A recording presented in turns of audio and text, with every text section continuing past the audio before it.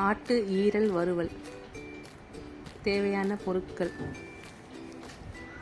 இந்த மாதிரி ஆட்டு ஈரல் வறுவல் செஞ்சு கொடுங்க. சாப்பிடாதவங்க கூட சாப்பிடுவாங்க. அந்த அளவு டேஸ்ட்டாக இருக்கும். இப்போது எப்படி செய்யலான்னு பார்க்கலாம்.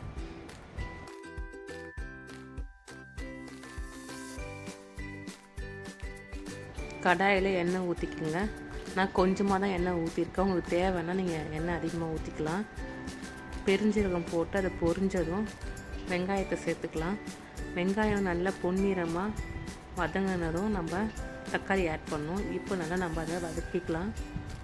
எந்த அளவுக்கு வதங்குது பார்த்துக்குங்க. இப்போ நம்ம தக்காளி சேர்த்துக்கலாம். தக்காளியும் நல்லா வதக்கிக்கலாம். நான் தக்காளி கம்மியாக தான் சேர்த்துருக்கேன். ரொம்ப தக்காளி போட்டிங்கன்னா புளிப்பாக இருக்கும். அதனால் தக்காளி கொஞ்சம் கம்மியாகவே போட்டுக்கலாம். நல்லா அதை வதக்கிக்கணும். வதங்குறதுக்கு லைட்டாக உப்பு சேர்த்துக்குங்க. சீக்கிரம் வதங்கிடும். இப்போது இஞ்சி பூண்டு பேஸ்ட்டு சேர்த்துக்கலாம். இதையும் நல்லா வதக்கிக்கணும். தீயை கொஞ்சம் கம்மியாக்கிக்கங்க, இல்லைன்னா அடி பிடிக்கும். நல்லா வதக்கிக்கலாம் இஞ்சி பூண்டு பேஸ்ட்டை. நல்லா வதங்கினதும் நம்ம ஈரலை சேர்த்துக்கலாம். இப்போ வதங்கி வந்துடுச்சு. இன்னும் கொஞ்சம் நம்ம வதக்கிக்கலாம். இப்போ ஈரலை சேர்த்துக்கலாம். ஈரல் இப்போ பெரிய பெரிய பீஸாக தான் இருக்குது.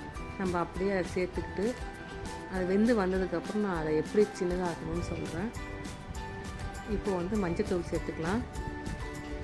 குழம்பு மிளகாய் தூள் 1 ஸ்பூன், பெரிய ஸ்பூனு 1 ஸ்பூன். ஏன்னா அதிகமாக போட்டால் தான் நமக்கு நல்லா அந்த ஃப்ரையில் நம்ம எடுத்து சாப்பிட்ற மாதிரி இருக்கும். ஏன்னா ரொம்ப ட்ரையாக இருக்க மாதிரி ஃபீல் ஆகும். அதனால் மிளகாத்தூள் கொஞ்சம் நல்லாவே அதிகமாகவே சேர்த்துக்குங்க. காரமாக இருந்தால் அதுக்கேற்ற மாதிரி சேர்த்துக்குங்க. உப்பு சேர்த்துக்குங்க. தேவையான அளவுக்கு சேர்த்துக்குங்க உப்பு. இது நல்லா இப்போ மிக்ஸ் பண்ணிக்கலாம். நல்லா கிண்டி விட்டுக்குங்க. நல்லா கிண்டிட்டு ஊற்றிக்கலாம். 2 கிளாஸ் தண்ணி ஊற்றிக்குங்க. அப்போ தான் நல்லா அது வெந்து வர கரெக்டாக இருக்கும். நல்லா மிக்ஸ் பண்ணிக்கலாம். இப்போ எல்லாத்தையும் நல்லா மிக்ஸ் பண்ணிவிட்டு இதை நம்ம மூடி வைக்கணும். தீயை கம்மி பண்ணாதீங்க, ஹை ஃப்ளேமில் தான் இருக்கணும்.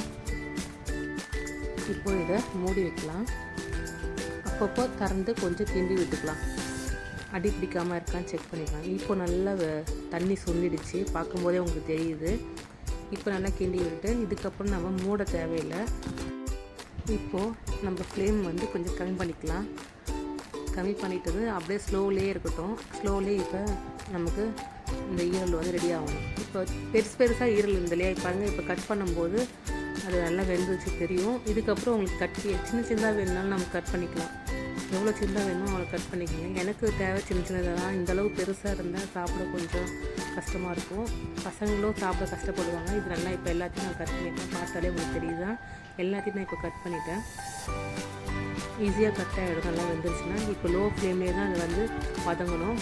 வதங்க எண்ணெய் பிரிஞ்சு மேலே வருது பார்த்திங்கன்னா. இப்போ ரெடி ஆகிடுச்சு. நல்லா மிக்ஸ் பண்ணி விட்டுக்கலாம். இப்போ கரெக்டான பக்குவத்தில் வந்துடுச்சு. இப்போ நம்ம பெப்பர் சேர்த்துக்கலாம்.